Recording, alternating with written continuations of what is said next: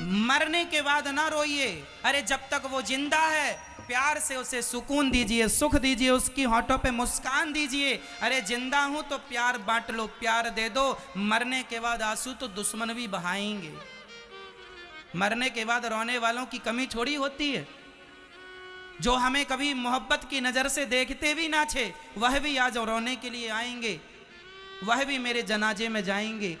अर्थ क्या है, मेरे मरने पे तो देश जमाना रोएगा ही रोएगा। जब तक मैं जिंदा हूं तो प्यार कर लो, प्यार से कह दो, प्यार से बोल लो। माँ है, माँ से प्यार कर लो, पाँव दबा दो, माँ के होठों पे मुस्कान ले आओ। मर जाएगी तो उसकी तस्वीर को छाती से लगा के तो औलाद रोती ही है, पर जिंदा थी तो तुमने कितनी सेवा की। तस्वीर छाती से लगा के रोने से कोई सच्चा बेटा नहीं होता। जब तक माँ जिंदा होती है उस माँ की सेवा तुमने की होगी, और माँ की आंखों से आंसू खुशी के आए होंगे कि वाह भगवान, मेरे बेटे जैसा भगवान सबको बेटा देना, तब तुम्हारा बेटा होना सफल हो जाएगा। रोने से कोई तुम सच्चे बेटे ना कहलाओगे कि तुम अच्छे सच्चे बेटे हो। लेकिन हमारे भारत में रिवाज उल्टा है। यहां बहुएं सास की सेवा, जिंदा सास है, बहुत सारी बहुएं तो अपनी सास की सेवा अच्छे से करती हैं, खूब ख्याल रखती हैं। उन बहुओं को तो मैं प्रणाम करता हूं और उन बहुओं की चरण धूली तो माथे पे रखता हूं। लेकिन कुछ बहुएं ऐसी हैं जो अपनी सास को एक गिलास पानी और 2 रोटियां भी नहीं देती। बूढ़ी माँ अकेली बना के खाती है, पाँव चलते नहीं, हाथ चलता नहीं, शरीर चलता नहीं, 2 रुपए की कमाई नहीं है, सरकार के वो वृद्धा पेंशन के भरोसे जिंदा है, 600 500 300 रुपए महीने के। उस पर क्या उसकी रोटियां पक जाएंगी? तुम अपनी माँ को रोटियां नहीं देते, सासू माँ को। और जब सास मर जाती है तो वही बहुएं जो गिलास भर पानी नहीं देती थी, वही फ्रंट में बैठ बैठ कर रोती हैं, सासू माँ मर गई, सासू माँ। काहे रो रही हो? ये नाटक किसे दिखा रही हो तुम? क्या भगवान जान नहीं रहा है कि तुम कैसी बहू हो?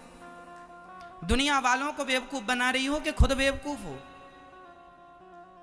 परमात्मा से क्या छिपा है, मैं क्या सोच रहा हूं, ये भी मेरे श्याम सुंदर जान रहे हैं। यहां चींटियां, यदि इस चटाई के नीचे चींटियां होंगी तो वो चींटी भी क्या सोच रही है, उसकी सोच को भी परमात्मा पढ़ रहा है। उससे क्या छिपा है? तुम अपनी सास को गिलास भर पानी और 2 रोटियां तो दी नहीं, और सास के मर जाने पे बाल्टियों से बहू आंसू बहा रही है। इतना पानी ही पिला दिया होता तो कुछ दिन और जिंदा रह जाती तुम्हारी सास। केवल रोने के लिए बहुएं हैं। कुछ बहुएं इतनी चतुर हैं, फ्रंट में बैठ के रोती हैं, जहां आने वाले लोगों की सबसे पहली नजर बहू पे पड़े, ताकि लोगों को लगे बहुत प्यार करती थी। और कितनी चतुर बहुएं होती हैं, कई बार तो रोती रोती बहुएं बेहोश हो जाती हैं। ये वही बहुएं हैं, गिलास और पानी नहीं पिलाई और देखो बेहोश हो रही। कितनी बड़ी नाटकबाज है ये। तुम्हें क्या लग रहा कोई देख नहीं रहा? परमात्मा तुम्हें कोड़े और मारेगा इस बात के कि तुम रो रही उल्टा। सेवा तो की नहीं हो तुम, पानी तो तुमने पिलाया नहीं, पांव तो तुमने दबाए नहीं, और रोने के लिए खूब। इतना नाटक ना किया करो, दिखावा बिल्कुल नहीं, रियल सब चीजें अच्छी होती हैं। किसी के मरने में ना रोइए ना, मैं कहता तो हूं किसी के मरने में ना रोइए, मत रोइए मरने में। जिंदा है तो उसका सपोर्ट कीजिए। क्यों जी? रोना अच्छा है कि जीते जी उसका सपोर्ट सहयोग करना अच्छा है, उसकी होठों पे मुस्कान देना अच्छा है। मरने के बाद रोने लगे, कौन सा तुम्हारा बड़प्पन है ये? कौन सी समझदारी है ये? सवाल ये खड़ा नहीं होगा कि तुम कितना रोए मरने के बाद, जमाना ये पूछेगा कि तुमने जीते जी कितना सहयोग किया था, कितना सपोर्ट किया था उस व्यक्ति का। जनाजा उठाने के लिए बहुत लोग आएंगे, लेकिन जब मैं उठ रहा होऊंगा, तरक्की कर रहा होऊंगा, तो लोग पांव पकड़ पकड़ के खींचते। जब तुम्हारे सहारे की जरूरत थी तब तो तुम मुंह दिखाए नहीं, अब जनाजा उठाने चले आए। क्यों झूठी जिंदगी जीते हो मेरे भाई? क्यों नहीं सच्ची जिंदगी जीते, क्यों दिखावे में चल रहे हो। लोग कहते हैं लोग क्या कहेंगे, जमाना क्या कहेगा। अरे जमाना केवल यही कहेगा कि राम नाम सत्य है, राम नाम सत्य है, यही कहता है। इसलिए जमाने की परवाह ना किया करो। मैं परवाह नहीं करता कि आप क्या कहेंगे मेरे बारे में। जो कहना है साफ साफ कहता हूँ, सच्ची बात कहता हूँ, जो महसूस करता हूँ वो कहता हूँ। रियल जिंदगी को, रियल रिश्तों को, रियलिटी में ज़्यादा आनंद है, दिखावे में आनंद नहीं है। क्यों जी? रिश्तों में दिखावा ना हो, रियलिटी हो, प्यार हो, मोहब्बत हो, सच्चा प्रेम हो। माँ से सच्चा प्यार करो, माँ की सेवा करो, पत्नी से सच्चा प्यार करो, पत्नी का ख्याल रखो, पति से सच्चा प्यार करो, बच्चों से प्यार करो और बच्चों को केवल प्यार नहीं संस्कारी बनाओ, संस्कारी बनाओ। रिश्तों की गंभीरता को समझो। आज जो रिश्ता तुम्हारे बगल में है, पास में है, कल रहेगा नहीं, इसकी कौन गारंटी लेगा। इसलिए रिश्तों को जिया करो। छोटी छोटी बात में आप नाराज हो जाते हैं, गुस्सा हो जाते हैं, बातों में कोई दम नहीं होती। कसमें, वादे, प्यार, वफा सब बातें हैं, बातों का क्या, कोई दम नहीं है बातों में। लेकिन आप लोग क्या करते हैं, राई का पहाड़ बना लेते हैं। कहावत सुनी आपने, राई का पहाड़? राई जानते हैं? सरसों के दाने को राई कहते हैं। राई का पहाड़, जरा पत्नी की जरा सी बात का आपने पहाड़ बना दिया, पति की जरा सी बात का पहाड़ बना दिया। अरे झगड़े में उलझना अच्छा नहीं है। झगड़ा उठे तुरंत उसे खत्म कर दो। एक पत्नी ने अपने पति से कह दिया तुम जानवर हो। आपने तो नहीं कहा था, नहीं।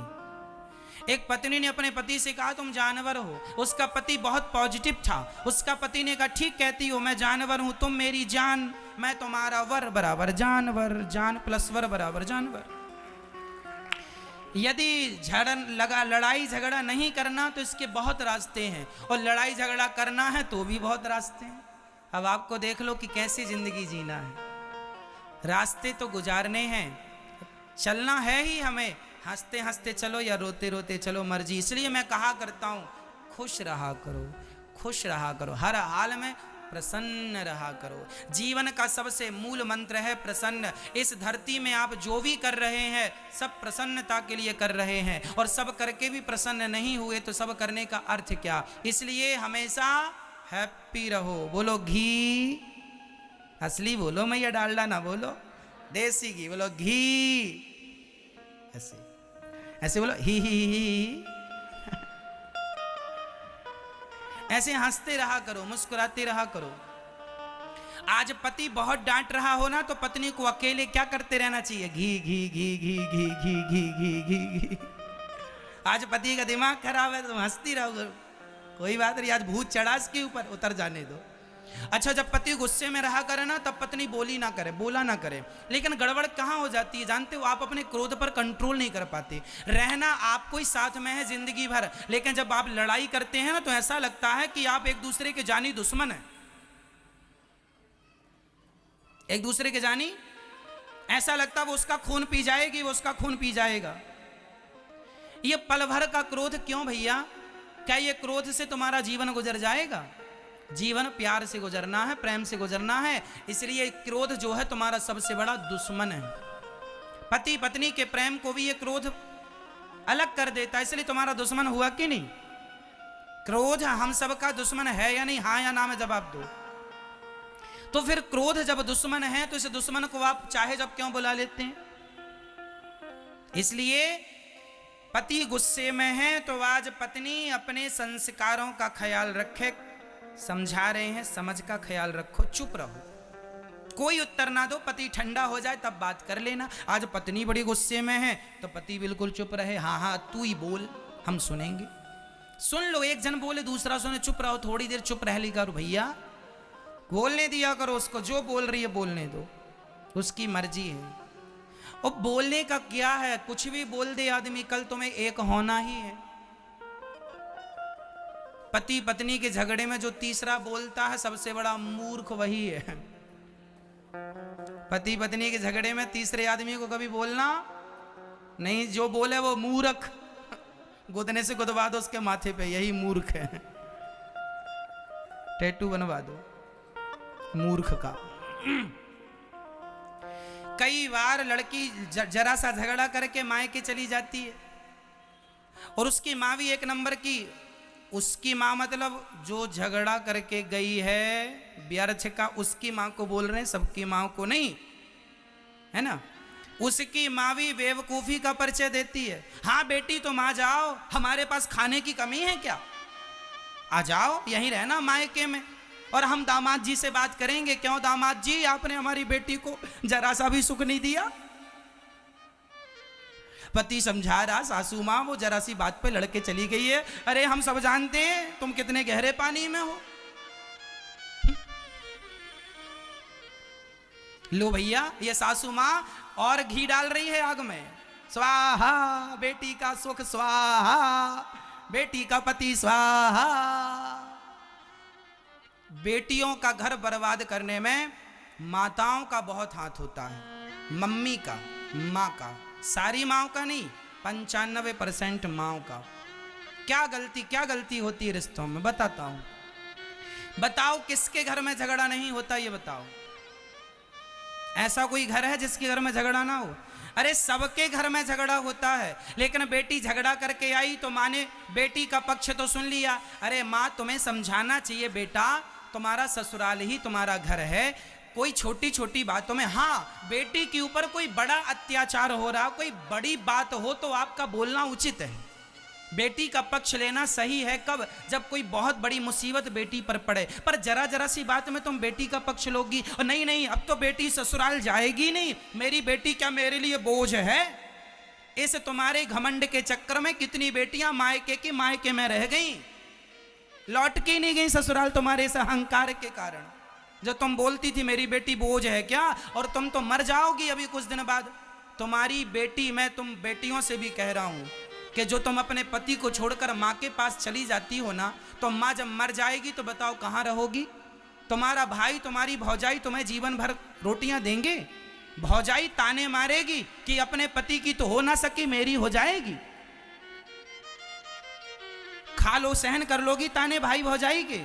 इसलिए हाथ जोड़ता हूं, रिश्तों को बना लेना सरल है, निभा लेना कठिन है। आज भारत में रिश्तों को निभाना सिखाया ही नहीं जाता। हमारे रामचरितमानस में लिखा है, जब माता सीता विदा हो रही थी तो माता सीता की माँ समझा रही हैं, बेटी आज से तेरा पति ही तेरा भगवान है, आज से हम तेरी माँ नहीं, तेरी सास तेरी माँ है, तेरा ससुर तेरा पिता है। पहले की माँ अपनी बेटी को विदा करने से पहले समझाती थी, बेटी अब तेरा मरा हुआ शरीर वापस आएगा तो रख लूंगी, पर जीते जी वापस ना आना। अब ससुराल ही तेरा घर है, वहीं जीना है, वहीं मरना है। तेरा ससुर तेरा पिता है, तेरी सास तेरी माँ है, हमें भूल जाना। और दो बातें घर में होती हैं बेटी, चुपचाप सहन कर लेना, सास को उत्तर ना देना, जिठानी को उत्तर ना देना, बर्दाश्त करना बेटी। रिश्तों में बर्दाश्त करना होता है, सहन करना बेटी, सहन करना होता है। तब की माँ कहती थी बेटी सहन करना, और आज की बेटी कहती है कुछ भी हो बताना, गुंडे भिजवाऊंगी। तो ऐसे में तुम रिश्ते चला लोगी? बेटियों के रिश्ता काहे बर्बाद कर रही हो? क्यों बेटियों की दुश्मन बनी पड़ी हैं ये माताएं? बताओ, रिश्तों को चलाने में समझदारी चाहिए कि नहीं? और सबसे जरूरी चीज है सहनशीलता। बताओ, रिश्तों में सहन करना जरूरी होता है कि नहीं? अरे पति भी डांटता है, कई बार तो गाली दे देता है पत्नी को, तो क्या तुम भी पति को गाली दे दोगी? इससे तुम समझदार कहलाओगी? कुत्ते ने तुम्हें काटा तो तुम भी काट लो, हिसाब बराबर।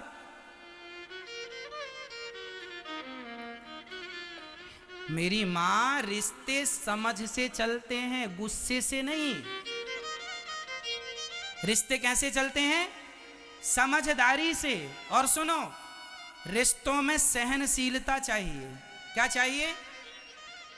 जोर से बोलो, और जोर से बताओ, आप सहनशील हो या नहीं? पत्नी गाली देगी तो सहन करना पड़ेगा, पति गाली देगा सहन करना पड़ेगा, सास गाली देगी सहन करना पड़ेगा, ससुर गाली देगा सहन करना पड़ेगा। सह लोगी तो अच्छी पत्नी कहलाओगी, और बात बात में मुंह फुला के मायके आ जाओगी तो चाइना मॉडल कहलाओगी। ना तुम घर की रहोगी ना ही घाट की। इसलिए समझ लो, करोड़ों की बातें हैं ये, किसी भी यूनिवर्सिटी में ये नहीं पढ़ाया जाता तुम्हें जो हम पढ़ा रहे हैं, कहीं नहीं मिलेगा पढ़ने को आपको। सहन जरूरी है। एक पत्थर भी भगवान कब होता है? जब वह छेनी और हथौड़े की चोट को सहता है। एक पत्थर भी भगवान कब होता है? जब छेनी और हथौड़े की चोट को सहता है। जो पत्थर, एक पत्थर नारियल तोड़ा, एक पत्थर पर नारियल तोड़ा जा रहा था और एक पत्थर पर दूध दही चढ़ाया जा रहा था, तो जिस पर नारियल तोड़ा जा रहा था उस पत्थर ने पूछा, अरे भैया तुम भी पत्थर हो, हम भी पत्थर हैं, तुम पर लोग नारियल, तुम पर दूध चढ़ाते हैं, हम पर नारियल तोड़ते हैं। मंदिर में दो पत्थर होते हैं, एक नारियल तोड़ने के लिए और एक पूजा करने के लिए भगवान, दोनों ही पत्थर के हैं। तो नारियल तोड़ने वाले पत्थर ने कहा, यार तू भी पत्थर हम भी पत्थर, क्यों तुझ पर लोग दूध चढ़ा के तुझे प्रणाम करते हैं और हमें नारियल तोड़ते हम पर? तब मूर्ति ने कहा, भैया तुझे भी मूर्तिकार ने मूर्ति बनाने को उठाया था, पर तू छेनी और हथौड़े की चोट खाकर टूट गया, टूट जाने से तू नारियल तोड़ने के काम आ रहा है। और मैं उस मूर्तिकार की हर चोट, छेनी और हथौड़े की हर चोट को सहता गया। आंखों में उसने छेनी मारी, मैं सहता गया। गालों पर छेनी मारी, मैं सहता गया। अधरों पर छेनी मारी, मैं सहता गया। और जब हर चोट को सहा, मैं भगवान बन के पूज रहा हूं। जो पत्थर चोट खाकर टूट गया वह कंकड़ बन गया, और जो पत्थर चोट सह गया वह शंकर बन गया। बिना सहे तो पत्थर भी भगवान नहीं होता, तो तुम बिना सहे महान हो जाओगी या हो जाओगे? इसलिए जीवन में क्या जरूरी है मेरी माँ? सहनशीलता। पति ने कुछ कह दिया, पत्नी ने कुछ कह दिया, बातों को दिमाग में रखो। मैंने एक दिन समझाया था, बातों को दिल से ना लगाया करो। हाँ या ना? तो आज से कौन कौन पति पत्नी प्यार से रहेंगे बिना लड़ाई झगड़ा? यदि आपने गलती की हो, लड़ाई झगड़ा चल रहा हो, तो सॉरी बोलिए अपनी पत्नी और अपने पति को। छोड़ो कल की बातें, कल की बात छोड़ो, कल की बातें कल की बात पुरानी। नए दौर में मिलके लिखेंगे फिर से नई कहानी। मिलजुल के रहो भैया। जहां सुमति तहां संपत्ति नाना, जहां कुमति तहां विपत्ति निदाना। आप सभी पति लोग अपनी पत्नी को रोज आई लव यू बोलेंगे।